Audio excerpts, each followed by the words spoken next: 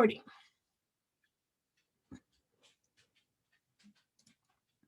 All right, so for the recording purposes, this is a session is all about blending project-based learning and universal design for learning to amplify student voice and empower learners.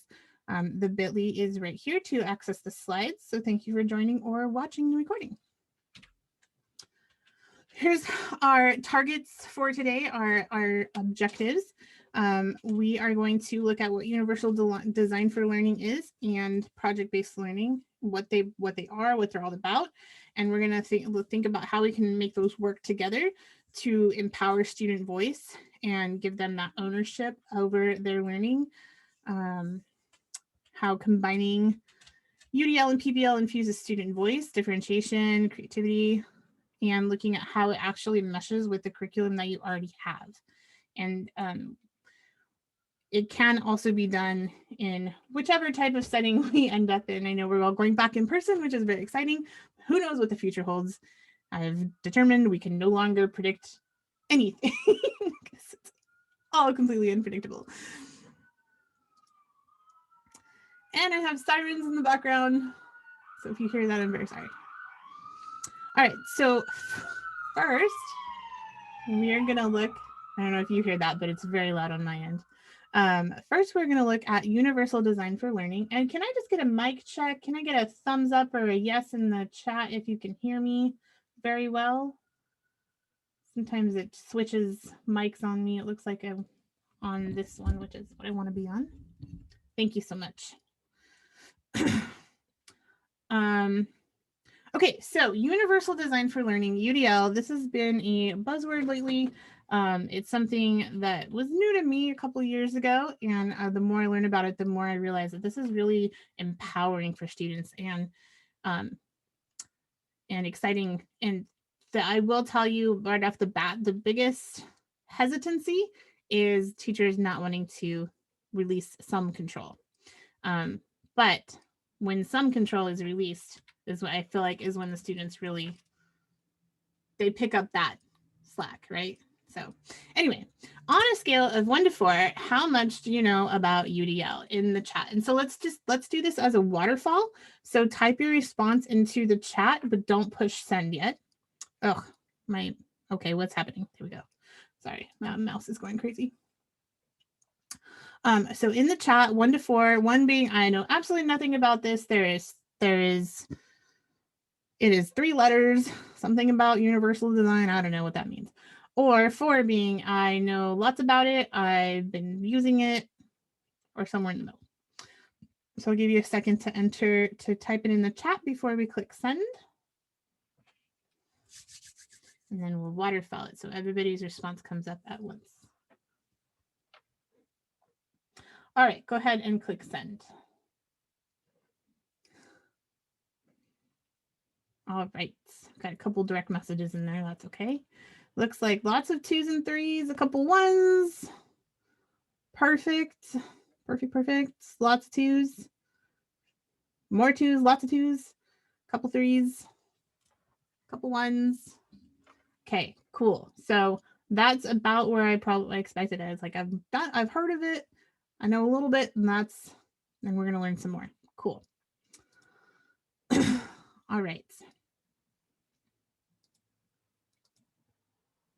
So hopefully you have opened the slides. I'll put them in the chat again because there is a rubric that I want you to take a look at of the universal design for learning implementation. So this is, as a teacher, where would you fall on this rubric? So you can also open it so that it's larger to see by going to this link right here, bit.ly/UDL-rubric.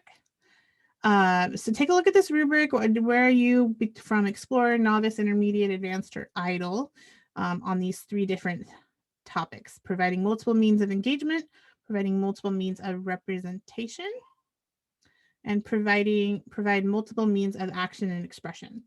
So let's take about 4 or 5 minutes to read through this and find where you think you are on the rubric and why, and what are some practices that you might already use.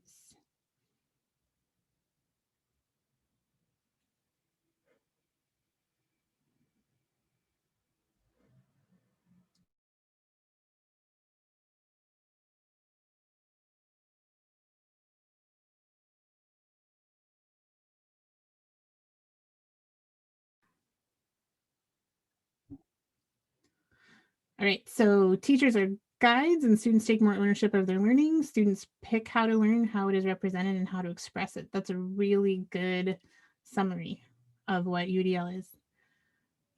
Textbook is made more rigid for student choice. Yeah, absolutely. I think there are more ideas out there to improve my UDL implementation. Cool.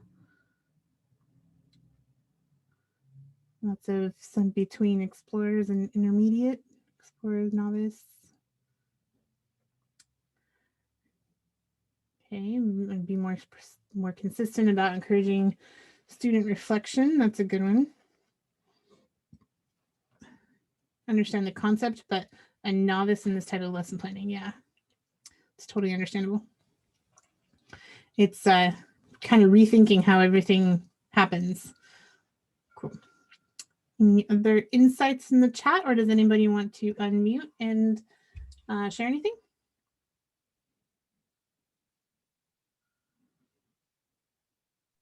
I would just like to say that I appreciated seeing that I'm not the only person who's between explorer and novice, because I read this and I was like, God, there's some teachers doing amazing things. And I see that most of us are in that area. So yeah, that was an aha for me. Yeah, it's definitely a challenging, I feel like it's a challenging mental switch to kind of rethink how you're going to approach it. But we're going to talk about more about like what it means and hopefully how it could be implemented a little bit more smoothly, so you'll see the benefits. And yeah, it's definitely a mind switch. Thank you, Ingrid. Hi, Jen. I also wanted to add, is Cameron, by the way. Hi, Cameron. Yeah, hey. So I think I'm about, anywhere between explore to intermediate. Like it really depends on which area it is. And one area I feel that I've been particularly weak on is having students set goals. Like I feel like during distance learning, I made a habit for all my classes under asynchronous Mondays. I would give them a questionnaire and ask them like, what is one area you want to focus on this week? I asked that question, but I don't know how effective it is and how do I can better follow up on that. So with that said, like I'd always wanted to see like samples of classes where that UDL is running really well, like even if it's intermediate advanced levels, doesn't have to be idle level, but like how does that look like? And yeah, I love to see samples of that and bring it back to my own classroom. Yeah. So thank you for bringing up this topic. Thank you. And samples is something that I will admit that in the this is, like I said, this is a presentation that's in development. So sample is one of the things I want to add to this, and it's something I'm going to be working on. So as I add those things, I will put them onto the slides. So if you check back, hopefully like in the next couple of weeks, there'll be more on there as well. Thank you. We're doing it some days, but want to do it most days. That's great. Cool. All right, so you have that rubric. You can always go back and look at that now. You can go to the Bitly or to the slides. And so let's talk about UDL. So I meant for this to be animated, but like I said, it's still work in progress. So there are some sort of components about UDL that I want to talk about. And these cover academic, behavioral, and social emotional aspects of learning as well. So the first one is setting goals. So like Cameron was talking about. Yeah, UDL for projects is great. And that's exactly what this whole thing is about. So we're gonna talk about UDL, then we're gonna talk about projects, and then we're gonna talk about putting them together. Thank you, Rhonda. Okay, so students set meaningful goals and about how to meet the objective or standards. So they set the goals. You obviously with some teacher guidance, this is the subject, this is the outcome, these are the skills we need to do. What goals are you going to set as a student on how to get there? And then number 2, the methods. This is where the learner variability comes in, and this is a rule, not the exception. Not all students need to follow the same steps or the same strategies to learn material or complete the same assessments. So nobody there with UDL, there's no rule that everybody has to read the same part of the textbook, answer the same questions, write the same essay.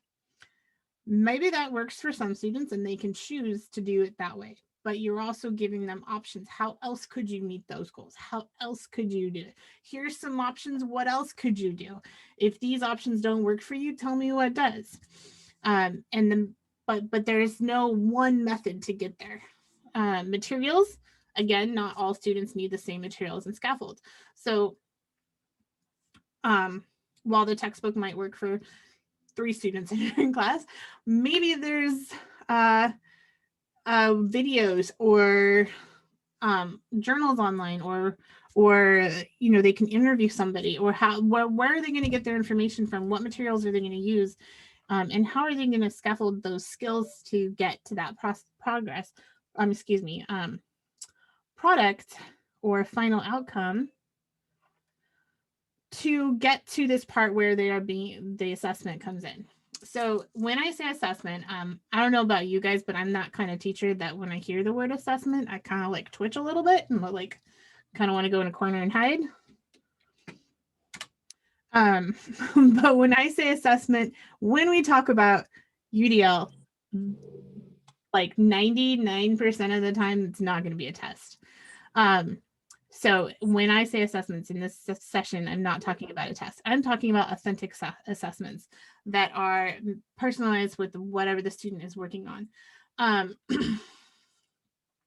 So whatever that might look like, is that a project? Is that a video that they create? Is that something they write up? Is it something what else do they produce? Some form of visual art that they produce. Where you're assessing, did that student meet the goal and outcome of this? Did they learn the content? Did they practice the skills that were necessary for this purpose, or for this lesson, for this project? So I see a question in the chat, this Explorer level question. And the thing that popped out to me, I didn't read the whole question yet, was a lot of work. And that's where I think project-based learning is going to come in and fill that like terror that you might be experiencing right now, going, oh God, but I can't make 9 different versions of this lesson for them to choose from. You don't have to do that. And we're going to talk more about that in a little bit more depth. So, and I get it, because I had that same fear too. But when you take a step back and you look at it all and you start to think in terms of a project, that's where this comes in really, really handy. And yeah, so we're going to get there. We're going to get there. I understand the fear response. Like, what do you want me to do here? So one of the things that I think probably one of the most important parts of universal design for learning is that it addresses that equity and justice piece, because it pulls out those barriers that some students have when they experience a situation in class where you must only do this type of project. You must only do this type of learning process. We know the students are all different. They have all different skills and talents and learning modalities. So not only does it bring in equity, but and we've all seen this graphic where you give the supports to make equal access to watching the soccer game. But I like this next part of the graphic, which was new to me last year, where not only, yes, they can all see it, but now you've actually removed that systematic barrier of the fence so that everybody can see. And I would actually argue that the short guy and the one in the yellow shorts maybe still has a little bit of barrier because they have to look through the fence, but so maybe just take the whole fence out. But at least that barrier has been removed. They no longer have to worry, stand on that platform, whatever it might be. You're just taking the barrier out. Like, it's not there anymore. And so that the inequity has not just been addressed by giving different supports, but it's been addressed completely. And so I really like that updated. I agree. I like that updated picture. Thanks, Ingrid. Okay, so I pulled a bunch of quotes here that I like and did a little math. Choice plus voice is UDL. So voice and choice are the main components of UDL, and we're going to come back to some of these quotes a little bit later, but I really like this one from Andrew Miller in particular, the yellow one. Voice and choice can allow students to explore their passions and feel honored for their ideas and opinions. And so I'll say this probably multiple times throughout this session, but universal design for learning is not just about voice and choice, but it's about students owning the learning process. So this quote in green here from John Spencer, it's about owning the entire learning process. So by having that ability to choose the how, the what, the whatever it might be, and to give voice and having their voice heard in the process, in how they're going to do the learning, now they have skin in the game. They feel valued, and they intrinsically are going to be more motivated to do the stuff, because now it's about them. It's not just about what the textbook says, right? Okay, so let's talk about choice and voice. And I apologize if I'm going really fast. I want to get to the part where we put the two things together. So choice is where students have that ability to celebrate their skills and passions, but still access the content or still access the skills that they're being taught. So some examples of this is choice boards. I feel like we've heard a lot about choice boards in the past year or so, especially with distance learning.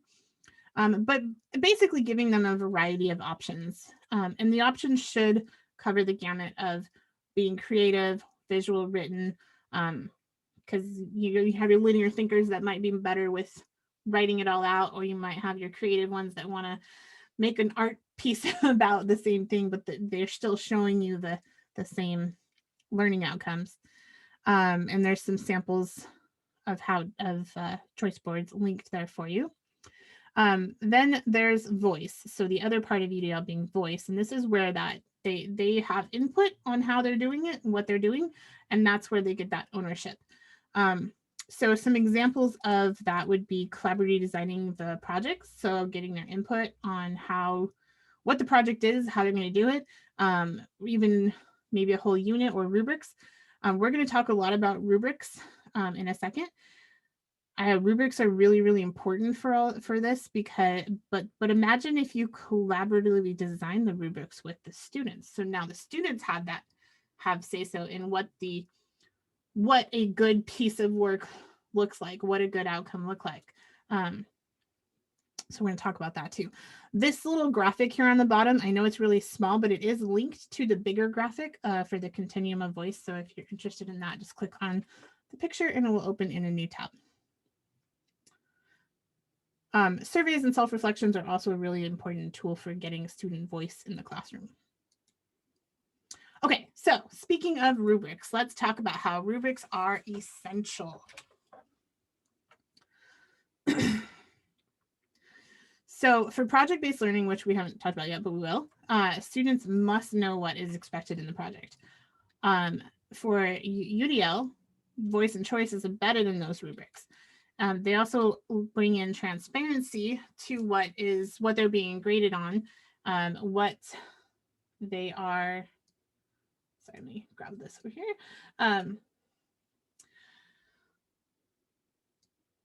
Whoa, some slight technical difficulties. Give me 1 second here. Okay. Okay, so back to rubrics. Sorry about that.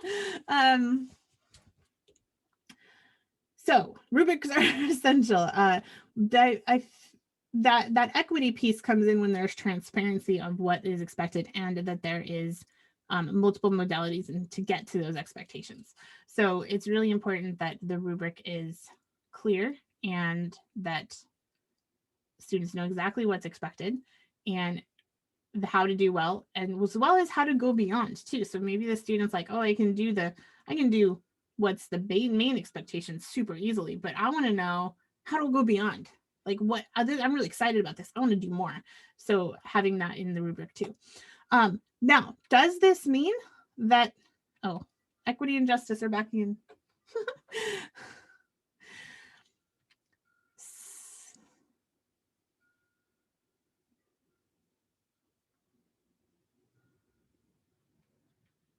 Okay, so if you have choice built into a rubric, does this mean that you have to have a bunch of different rubrics per project? Absolutely not. The first thing I think that fear response that comes in is, wait, if there's kids doing a video and there's kids doing a poster and there's kids making a website and there's kids doing an essay and there's kids doing this, does that mean I have to have a rubric for all of those different things? No, not even a little bit. That would be terrible, and nobody would ever do this because no teacher has time to do that many different things. The rubric is going to be, what are the expectations regardless of which modality you choose? Did you show that you know this content? Did you show you know what this content means? Did you show that you can do this skill? Did you show, whatever XYZ things that it might be?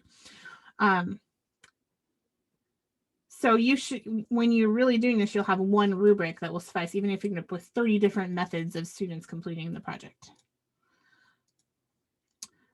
So going beyond that, even better would be, don't use points. So instead of having like rubrics, in the past, we might have had a project that was make a poster, and you might get 5 points for creativity, or 5 points for using color on your poster. Well, now when we're thinking about moving beyond just one type of project, maybe now it's 5 points for demonstrating your creativity for your creativity and demonstrating that you understand concept X.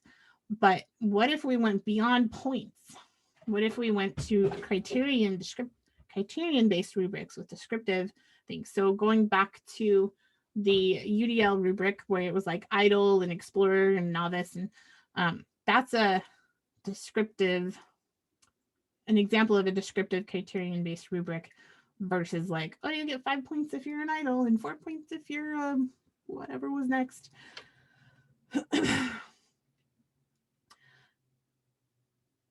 So when you have these type of rubrics, I feel like it promotes more of a culture of reflection and revision, and the final outcome being, what did you learn, not did you count all these beans. And so I feel like it promotes a culture of, instead of promoting a culture of bean counting and competition, like, oh, well, I got 92 points and you only got 91 points. We're both idols, right? All right, and they should also have, these rubrics should also build in student voice. And so this is an exciting idea of getting student input on these rubrics. So the first question that comes up for me is like, wait, if I'm creating the rubrics before I present the product to the student, or the project to the students, how do I do that if I want student input? Well, who says you have to make the rubric first? You should have you should definitely know what your essential standards are that students have to meet, your essential skills that they have to show and practice. But then you could show them exemplars, like, okay, well, what makes a good piece of what makes this project good, what makes this project so, and then the students start to see, okay, well, this I think that to be an idol on this, I need to show that I know this. And if I don't show that I know this, then maybe I'm only a novice, or maybe I halfway show, So students really start to dive deep into what they need to do. Not only do they now have voice, but they also know more about those expectations, because they've taken even just a couple minutes to think about that expectation. And then they give you that feedback and you put it all together. So again, UDL is about owning that entire learning process. So not only owning the choices they're making, but they're owning, I know what I need to do to get there because I had some input on this rubric. Okay, I want to pause real quick. I feel like I've been talking. Is there any questions so far?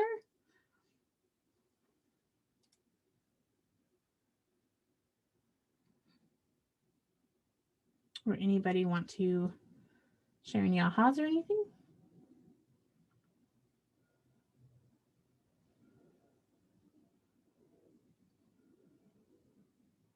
Practicing my distance learning wait time. I really want to talk about this. Miss Jan. Hi, Teresa.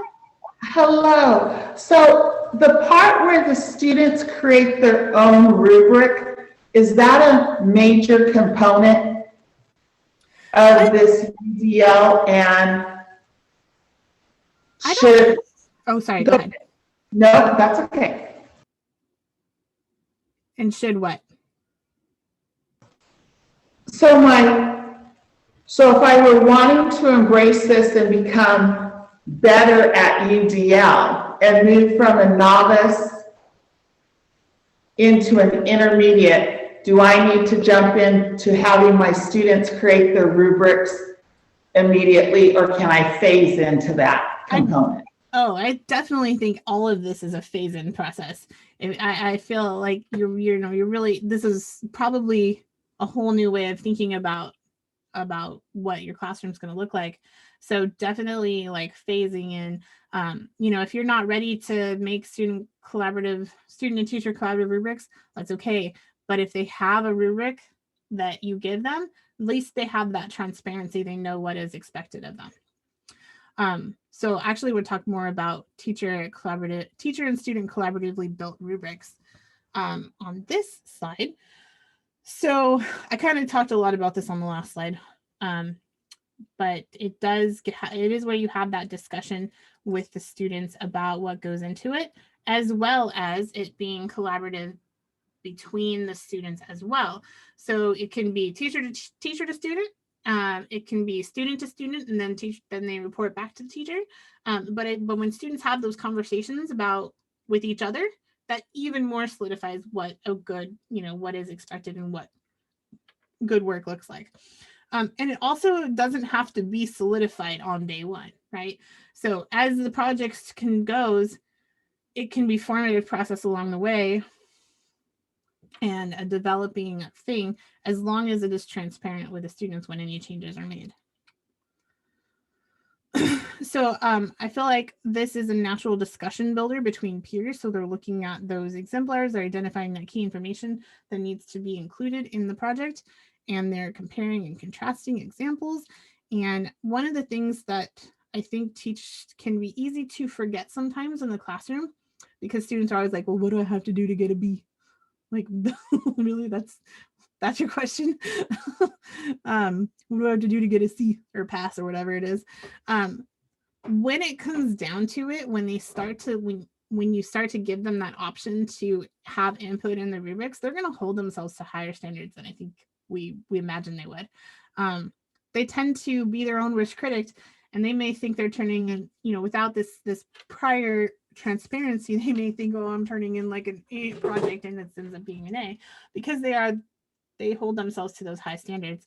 So giving them a chance to put their high standards into the rubric built actually increases that rigor too, because you might find, oh, you really want to go that far? That's what you think? Whoa, that was more than I expected. And so, yeah, I think I'm really interested in this idea, and I really love to explore it more. So if anybody wants to build a project together and work with this kind of stuff, I would be happy to collaborate with you as well.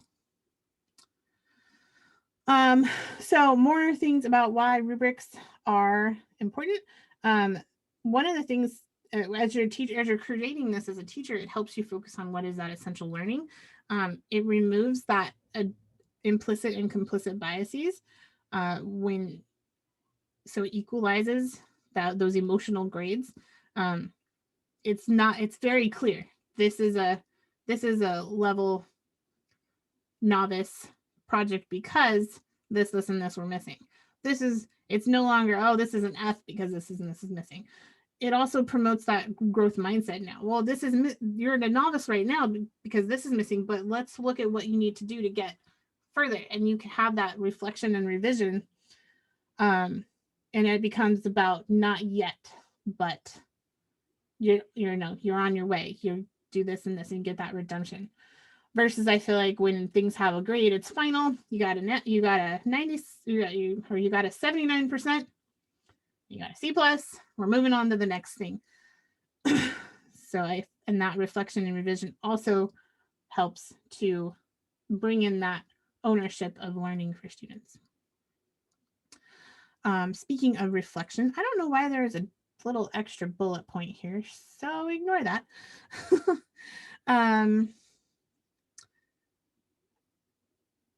So bringing this in the rubrics into the reflection, not only are they reflecting by themselves, but also you could have peer reviews.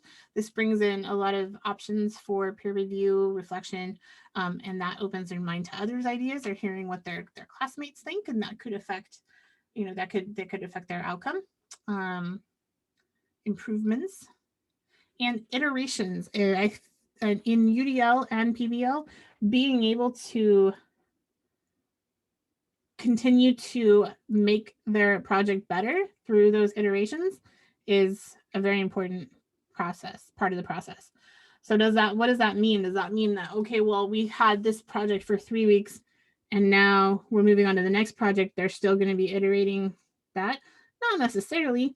If this becomes a longer term process and maybe the first iteration is due a week and a half through that 3-week time, and then their changes are due the next 2 days later, and then they go through and review and reflect, and now we're gonna check it again in 2 days, and now all of a sudden, instead of it's due at the end of 3 weeks, they've had 4 iterations by the end of this, right?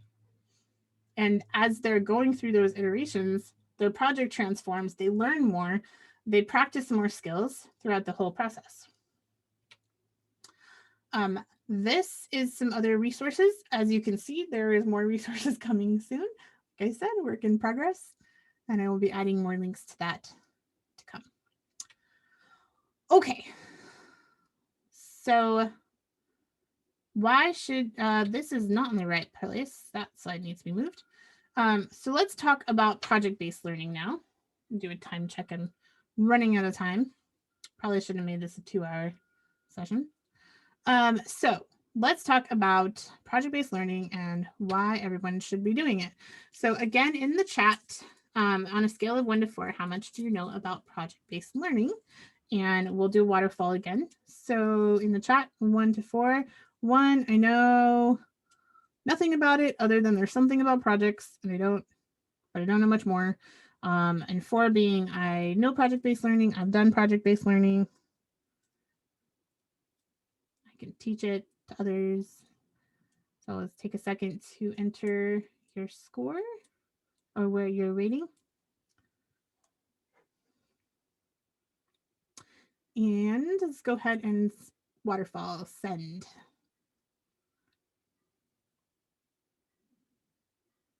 Oh, we were running the gamut. We got all the way from 1s to 4s. Lots of 2s and 3s, 2.5. Cool. Okay, cool. Lots of across the whole board. Couple of 4s. Okay, so some key components to project-based learning is that it's student-driven. And so it's what is the student passionate about? What is meaningful and personal to the student? And then the teacher, and they're making those choices, of course, within the realms of the rubric and the content and skills that they need to show that they know. And the teacher is more of a facilitator, and they're asking questions, providing guidance, prompting and cueing, giving feedback. How could they, how could you make this better? Here's something I see. Why don't you try? So it's more about facilitating than it is about like lecturing and that kind of thing. And so one of the selling points of this, and I know that this is where that fear response comes back from the UDL questions earlier, is this seems like a lot of work, but it might be more work to set it up in the beginning. But once it gets going, then you sit back and the students are doing the learning. They're teaching each other. They're working. They're learning through the process of this, and you're a facilitator.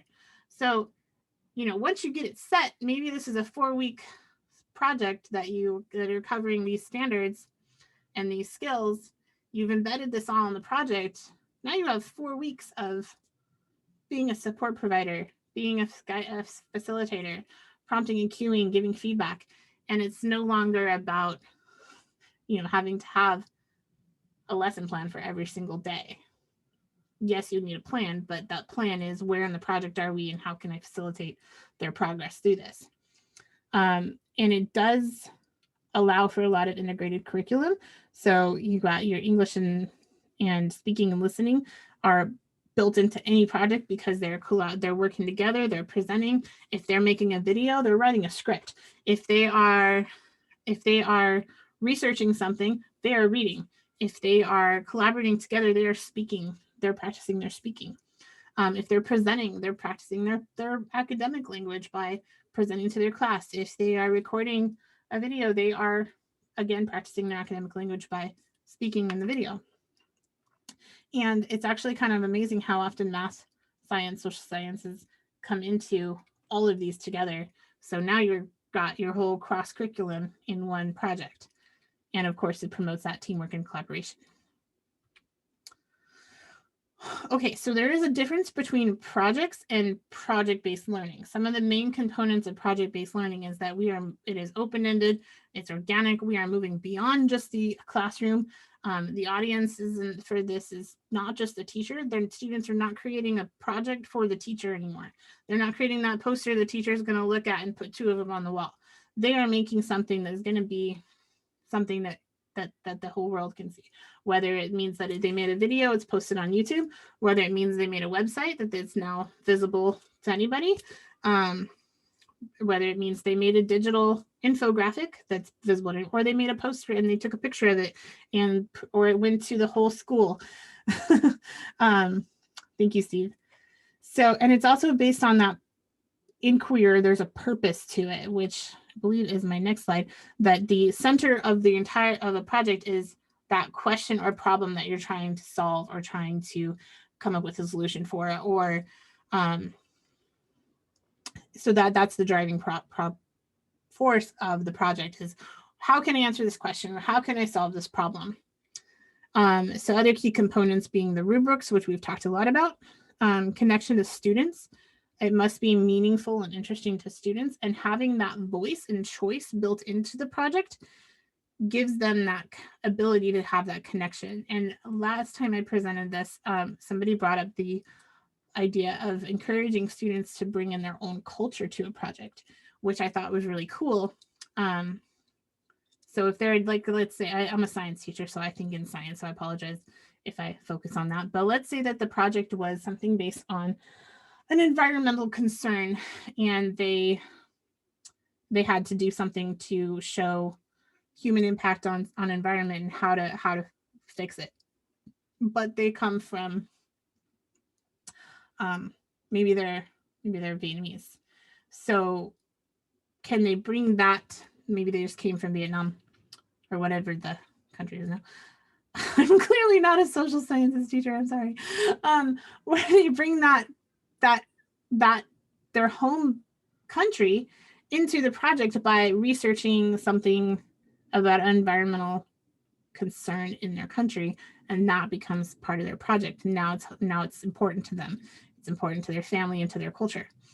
Other key components is those iterations, which we talked about, as well as having that inquiry showcase. How are they going to show what they know to other people and not just to the teacher? And so having a variety of ways for that to happen. And so I feel like because of this, the universal design for learning and project-based learning are really closely related and meld together really nicely. So I'll be honest, I switched the order when I first did this, made this presentation. I had project-based learning first and UDL second. And this morning I decided to switch them, and now I'm thinking maybe I should go back. So if you think I should go back to the PBL first and UDL second, or if I should keep it this way, let me know.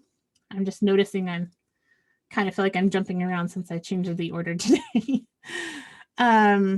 So here's some examples of project-based learning. The cool thing about a lot of these examples is that bringing in of multiple subjects. So if you think about, if you were to plan and design and make a school garden, there's a budget. So there's math. They have to design it. So there's, graphing it out and measurements and making sure it fits in the place that they want to build it. There's a plan. So they have to look, do some research. What's going to grow well in this area? they have to do the science behind it. What, why should I grow these plants? Are they native or non-native? Maybe I should stick to native plants. They have to do a write-up for the school that says why we should make this school garden. So now they've got English, they've been researching, writing, they've got science, they're doing math, and then maybe they actually plant the garden, and now the school has a garden. So there's a lot of things that could go into it. Now, again, designing a balloon-powered car, which I saw from Amy, but give them a budget. Now they have $5. They can't go past $5 with their supplies. And so they have to do some math in there. And there's all, measurements and that you can bring into that as well, of course. They create a PSA to inform the public on how to best deal with a current event or issue. Of course, when I think of this, I think of human impact, because that is the student-powered film festival, which I'll talk about in a second. Oh, I'm so running out of time. So in that PSA, they have to write a script. They have to do there's art involved there because they want to make it beautiful. They're doing research. They are bringing technology, whatever it might be. There's a lot of, so you can see how you can bring in all these different cross-curricular ideas. Okay, for the sake of time and moving forward.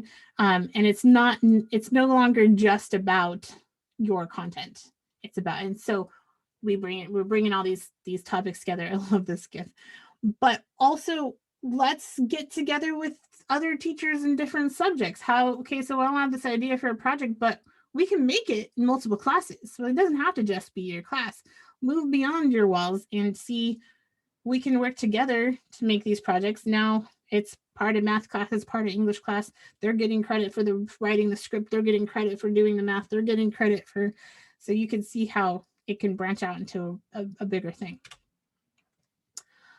Oh, I don't have any more time left.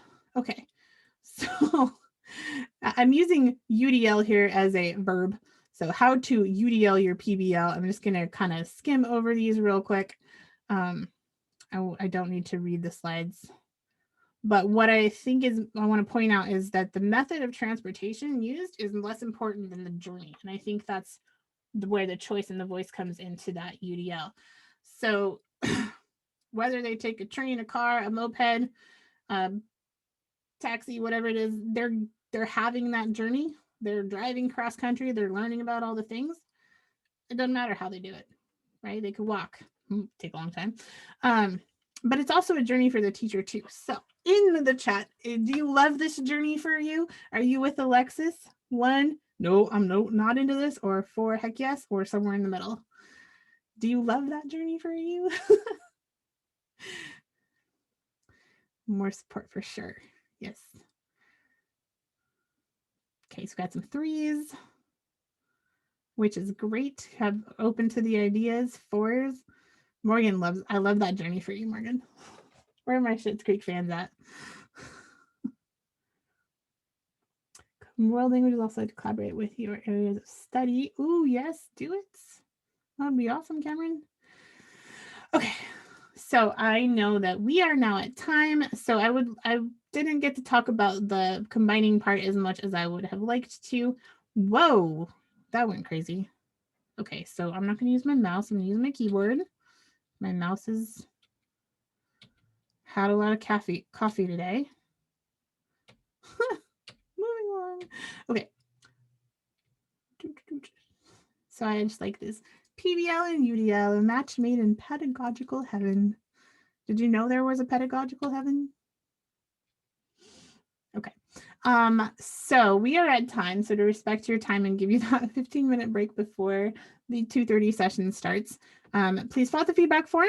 And if you are so interested in filling out my own personal feedback form, the link to that is on the bottom so that I can improve my session and figure out how to make this all fit into a 55 or 50-minute session.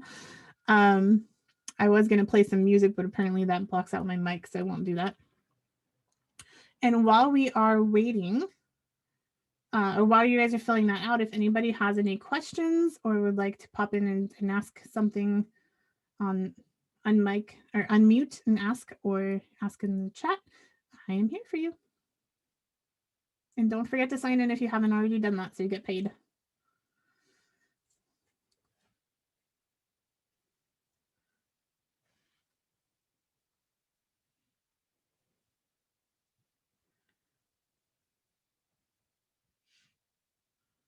Anybody have any questions or want to share anything?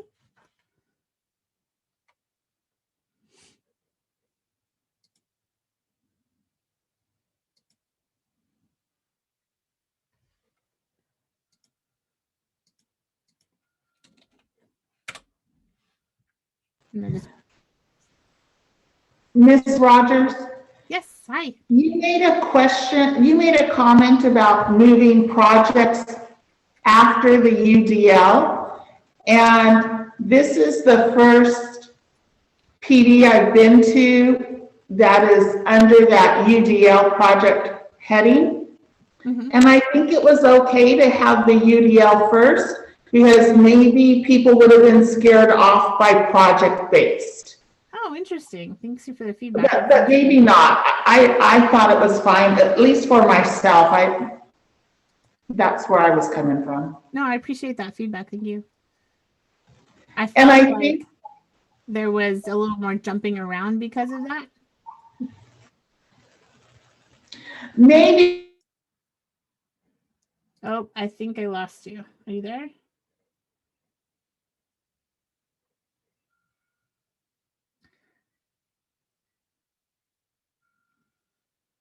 You started to say something and then it cut out your audio.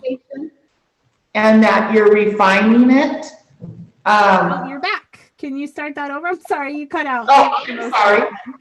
I didn't realize that. So I was just saying, I appreciated the fact that you let us know that this was a presentation, a work in progress, and that you were asking us to give you feedback, and you even provided us with a form for that. And so we should have attended this with it from that lens, right? That this wasn't polished, that you were tweaking it and wanting our input and suggestions.